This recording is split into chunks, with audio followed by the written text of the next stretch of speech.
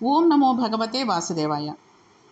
నిన్న మనం గొప్ప గొప్ప వ్యాఖ్యానాల గురించి, గొప్ప గొప్ప తత్వాల గురించి తెలుసుకుని చాలా ఆనందాన్ని, సంతోషాన్ని పొందాం.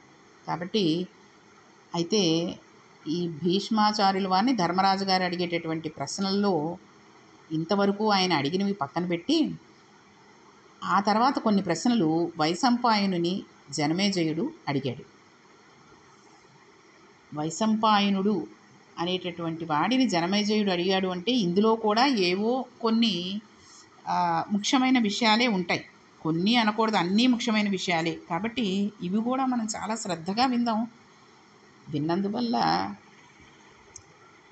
మనకి లభించేది మంచే కానీ చెడు కాదు కదండి. కాబట్టి జనమేజయుడు ప్రశ్న వేస్తూ, ఓ వైశంపాయన, నువ్వు ఎప్పుడు చెప్పినా మోక్షం అనేది అత్యంత ప్రధానమైనదని, ఈ జనన మరణ చక్రం నుండి విడుదల పొందడం కొరకు ప్రత్యేకమైన ప్రయత్నాన్ని, సాధనను చేయవలసి ఉంటుందని, దాని కొరకే అనేక ధర్మాలు, అనేక మార్గాలు, అనుష్ఠానాలు ఏర్పడ్డాయని చెబుతూ ఉంటావు. దేవతలు కూడా ఈ మోక్ష ధర్మాల మీద ఆసక్తి చూపించినట్లుగా కనబడదు. జనులు భౌతిక విషయాల మీద ఆసక్తి చూపిస్తూ ఉంటారు. మోక్షం అనేది ప్రధానమైన విషయమైనప్పుడు జనులు, దేవతలు దానికి పెద్ద ప్రాధాన్యత ఇవ్వకుండా హవిష్యాన్ని భుజించడంలో దేవతలు, భౌతిక సుఖాల పట్ల నరులు ఎందుకు అనురక్తి చూపిస్తూ ఉంటారు? నాకు తెలియజేయవలసింది అని అడిగాడు. నిజమే కదండి ఈ విషయం. మోక్షం పొందడానికి అంటే ఇంక మళ్ళీ జన్మ లేకుండా ఉండేటట్టుగా చూసుకోవాల్సిన అవసరం మనిషి జన్మ ఎత్తిన తర్వాత మన కర్తవ్యం, మన బాధ్యత కాదు, కర్తవ్యం. ఎందుకంటే ఒక్క మనిషికే ఆ అవకాశాన్ని ఇచ్చాడు భగవంతుడు. దానిని ఉపయోగించకుండా ఎంతసేపు డబ్బు సంపాదన, అందంగా ఉండడానికి కావలసిన పనులు చేయడం, ఆరోగ్యంగా ఉండడానికి ఏదో మాత్రలు వేసేసుకోవడం, ఇవే తప్పితే మోక్షాన్ని పొందడానికి ఏం చెయ్యాలి అనేటటువంటి విషయాన్ని మనం తెలుసుకోలేకపోతున్నాం.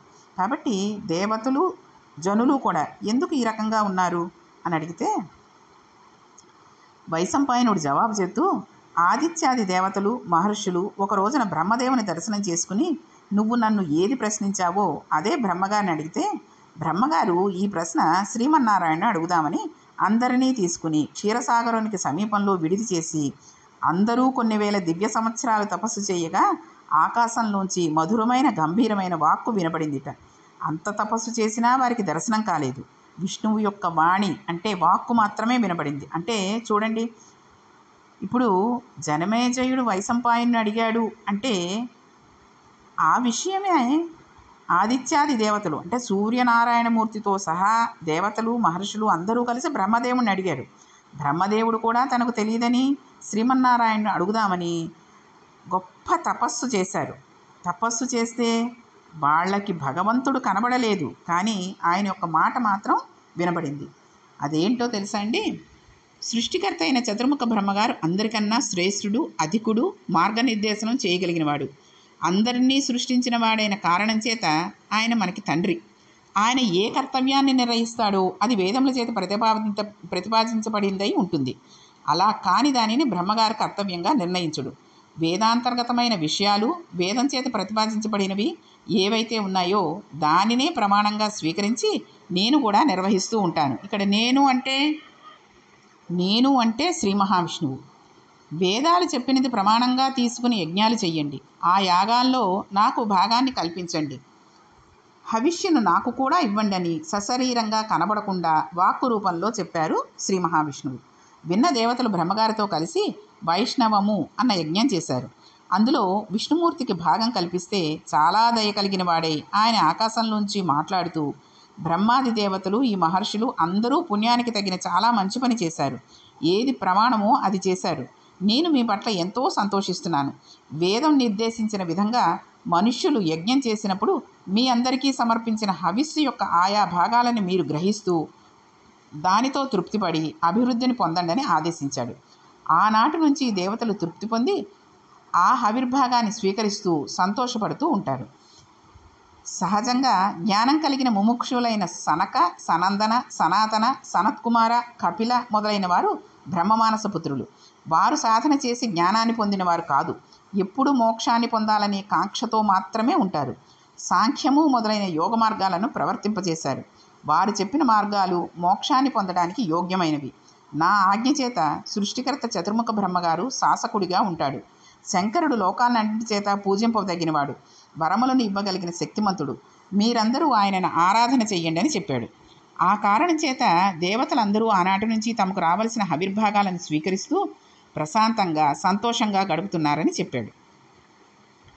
దేవతలు ఎందుకు హవిర్భాగాలు తీసుకోవడంతో తృప్తిపడి ఆగిపోయారో కూడా చెప్పాడు. మనుష్యులకు సంబంధించినంత వరకు మోక్షశక్తి కలగవలసిందే కానీ గత జన్మలలో చేసుకున్న పాపపుణ్యాలు, ఇంద్రియాలను అనుభవించే భోగాల పట్ల అనురక్తి, శాస్త్రమునందు గురువునందు ఉండవలసిన శ్రద్ధ లేకపోవడం, కాలమునందు ఇతర విషయముల చేత పొందిన ఆకర్షణ భగవన్మార్గమునందు పొందకపోవడం అన్నీ సంసారమునందు పరిభ్రమించడానికి కారణాలు. కాబట్టి భారతమునందు అనేక పర్యాయాలు ఈ విషయాన్ని చెప్పడం జరిగింది. కాబట్టి ఈ విషయాలన్నీ ఉండడం వల్ల జనులు మోక్షాన్ని పొందలేకపోతున్నారు. జనమేజయుడు శ్రీ మహావిష్ణువు యొక్క గుప్తమైన నామాలను, వాటి నిర్వచనాన్ని తెలియజేయమని ఆ తర్వాత అడిగాడు. అయితే ఇక్కడ మనం తెలుసుకోవలసిన విషయం, మనుష్యులు మోక్షాన్ని ఎందుకు సంపాదించలేకపోతున్నారు అన్నది ఇంకొకసారి తెలుసుకుంటూ ఉన్నాం అనుకోండి. గత జన్మలలో చేసుకున్న పాపపుణ్యాలు, పాపం ఎక్కువైతే దారిద్ర్యాన్నో, లేకపోతే అందవికారము, తిండి లేకపోవడము, లేదా ఎక్కడో కొంత పుణ్యం చేసినందువల్ల ఎంతో ధనవంతుడైనప్పటికీ కూడా అనేక రోగాలతోటి శరీరం ఉండడం వల్ల అంత సంపాదన ఉండా కడుపు నిండా తినడానికి కూడా లేకుండా ఉండేటటువంటి జన్మను పొందుతూ ఉంటాడు. ఇంకా ఇంద్రియాలను అనుభవించే భోగాల పట్ల అనురక్తి. ఎంతసేపు ఇంద్రియాలకి సుఖాన్ని ఇద్దామనే కానీ అది ధర్మపరంగా ఇచ్చేటటువంటి సుఖమా కాదా? ఏదో తినేద్దాం, నాలికకి సుఖాన్నిద్దాం, ఏదో చూసేద్దాం, కళ్ళకి సుఖాన్నిద్దాం, ఏదో వినేద్దాం, చెవులకు సుఖాన్నిద్దాం అనుకుంటే అది పొరపాటు. భగవంతుడి నామాన్ని పలికితే అది మంచిది, భగవత్ రూపాన్ని చూస్తే మంచిది, భగవన్నామాన్ని వింటే అది మంచిది. దాని యందు అనురక్తి కలగకుండా భోగాల పట్లే అనురక్తి పొంది ఉంటే మోక్షాన్ని పొందలేడు. అలాగే గురువునందు ఉండవలసిన శ్రద్ధ లేకపోవడం. గురువునందు అంటే ఒక ఉపాధ్యాయుడికి, ఈ రోజుల్లో గురువులు ఎవరున్నారండి? ఉపాధ్యాయులే, లెక్చరర్లు, టీచర్లు. వాళ్ళకి ఇవ్వవలసినటువంటి సరైన గౌరవాన్ని ఇవ్వకుండా, వాళ్ళ చెప్పేటటువంటి విషయాల మీద శ్రద్ధ లేకుండా ఉండేటటువంటి విషయాల వల్ల కూడా మోక్షాన్ని పొందలేకపోతున్నారు.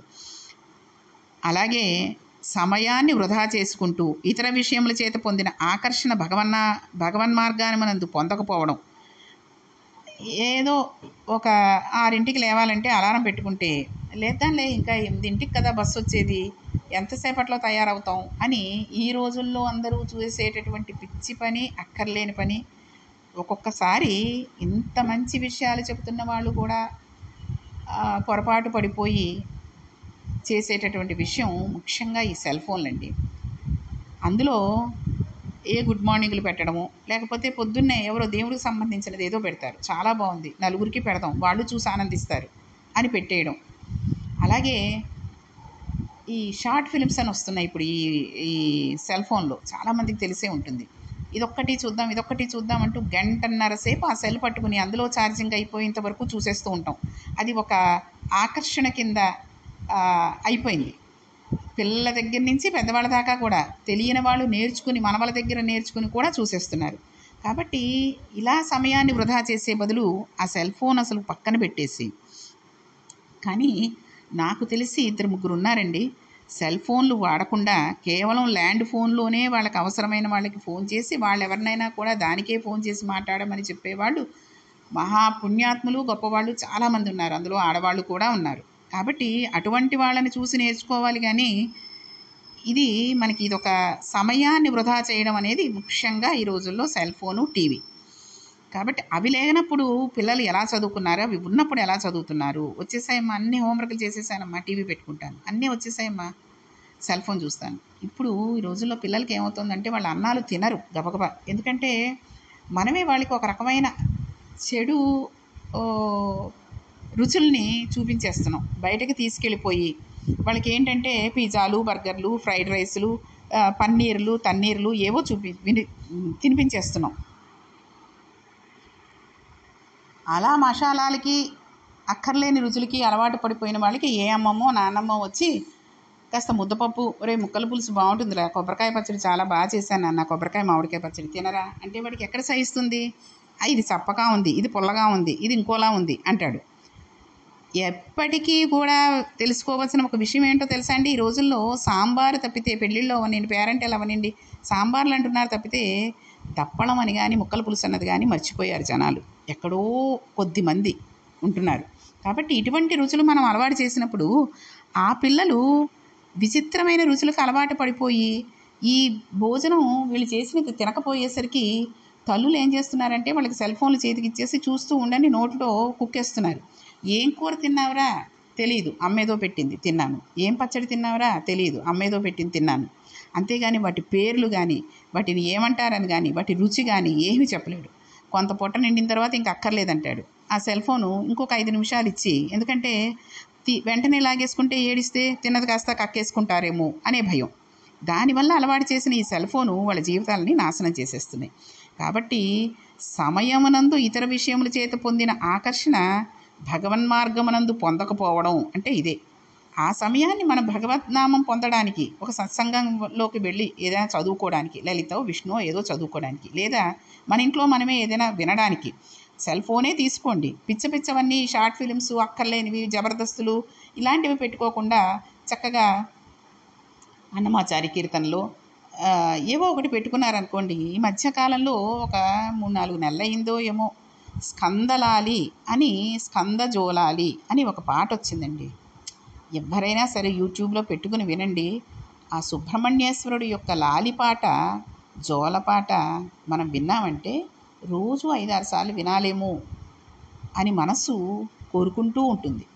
అంత బాగా పాడారు, అంత చక్కగా చూపించారు. ఆ సుబ్రహ్మణ్యేశ్వర స్వామిని చూస్తుంటే మనకి కూడా అలాంటి పిల్లాడు ఉంటే ఎంత బాగుంటుంది, మనం కూడా హక్కును చేర్చుకుని ఆ పిల్లవాడిని దగ్గరగా పడుకోబెట్టుకుందాం, అటువంటి మనవడు ఉంటే ఎంత బాగుంటుంది అనే ఆలోచనే తప్పితే ఇంకే విధమైన ఆలోచన మనసులో ఉండనే ఉండదు. చూడండి, మనసు భారంగా ఉంటుంది, కొన్నిసార్లు బాధపడుతూ ఉంటుంది. అటువంటప్పుడు ఆ స్కందజోలాలియో స్కందలాలియో అది వినండి. ఆ చక్కగా ఎంత మనసుకి హత్తుకుపోయేటట్టుగా ఉందో ఆ పాట, అంత బాగుంది. అందులో పాట చెవులతో వినడం కాకుండా కళ్ళతో ఆ సుబ్రహ్మణ్యేశ్వర స్వామి యొక్క రూపాన్ని చూడండి. బాలుడిగా ఉన్నటువంటి ఆ సుబ్రహ్మణ్యేశ్వర స్వామి నవ్వు, ఆ చెక్కిళ్ళు, ఆ కళ్ళు, ఆయన అమ్మ రూపం కదండి.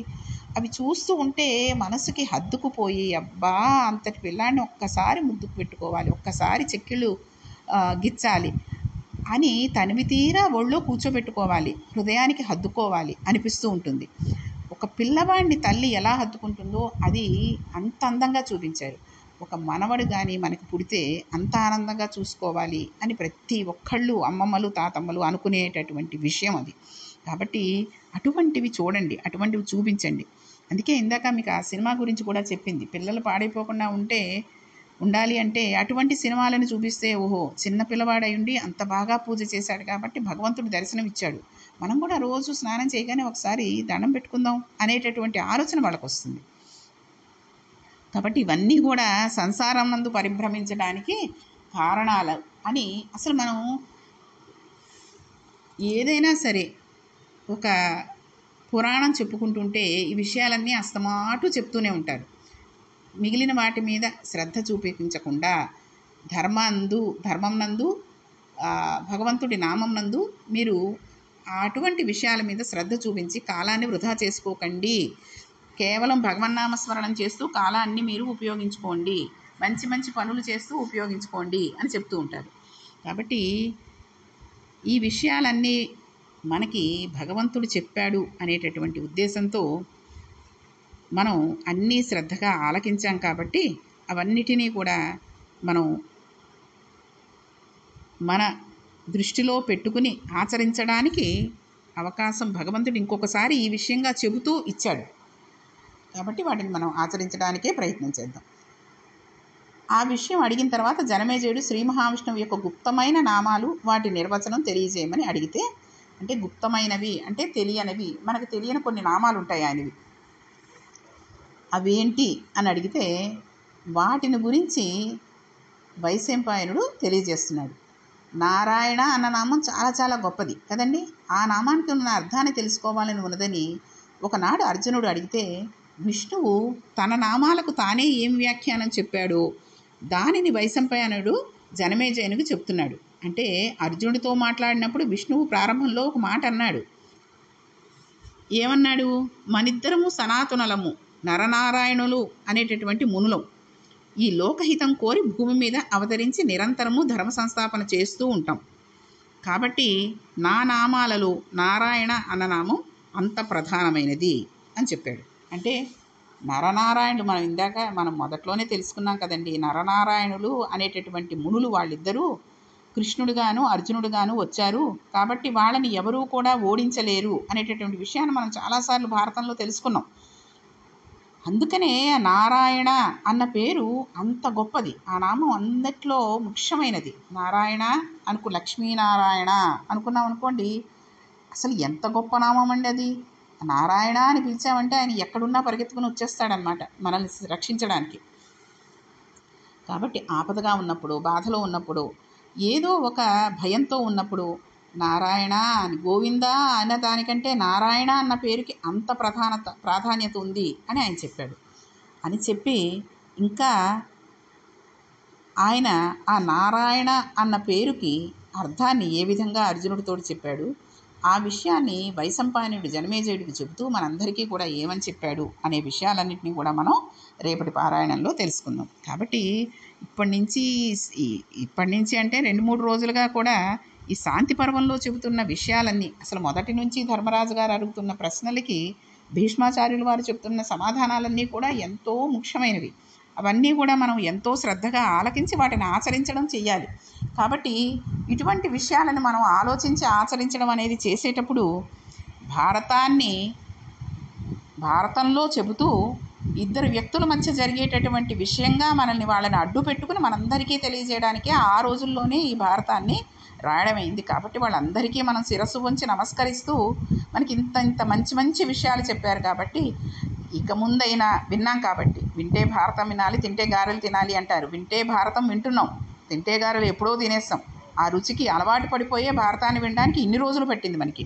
కాబట్టి ఆ భారతంలో చెప్పినటువంటి విషయాలన్నింటినీ కూడా మనం ఆకళింపు చేసుకుని మన మనస్సులో భద్రంగా దాచుకుని ఎక్కడికి వెళ్ళినా ఎప్పుడైనా సరే ఎంత మాట్లాడాలో అంత మాట్లాడడం, ఎలా ఉండాలో అలా ఉండడం, పెద్దల పట్ల ఎలా గౌరవం ఇవ్వాలో వాళ్ళకి అలా గౌరవం ఇవ్వడం, తల్లిదండ్రులను ఎలా చూసుకోవాలి, గురువులను ఎలా చూసుకోవాలి, పిల్లలతో ఎలా ఉండాలి, అన్నదమ్ములతో ఎలా ఉండాలి, ఈ విషయాలన్నింటినీ కూడా మనం తెలుసుకున్నాం. కాబట్టి ఆ రకంగానే ప్రవర్తిస్తూ ఆ రకంగానే ఉంటూ ధర్మపదాన్ని ఇక ముందైనా నడిస్తే తెలిసి చేసినా తెలియక చేసినా ఉన్నటువంటి పాపాల రాశి భగ్నమైపోతుంది. కాబట్టి ఈ పుణ్యాన్ని మనం సంపాదించుకోవడానికే ఈరోజు భారతంలో ఇన్ని విషయాలను మనం తెలుసుకోగలుగుతున్నాం. కాబట్టి రేపు ఆయన నారాయణ అన్న మాటకి, ఆయన యొక్క నామానికి ఏ విధమైన అర్థాలు ఉన్నాయి అన్నది శ్రీకృష్ణ పరమాత్మే, అంటే శ్రీ మహావిష్ణువే తన పేరు యొక్క అర్థాన్ని తానే చెప్పుకున్నాడు. కాబట్టి అది ఎంతటి మహత్తరమైనటువంటి విషయమో మనందరము తెలుసుకోవాలని అందరినీ కోరుకుంటూ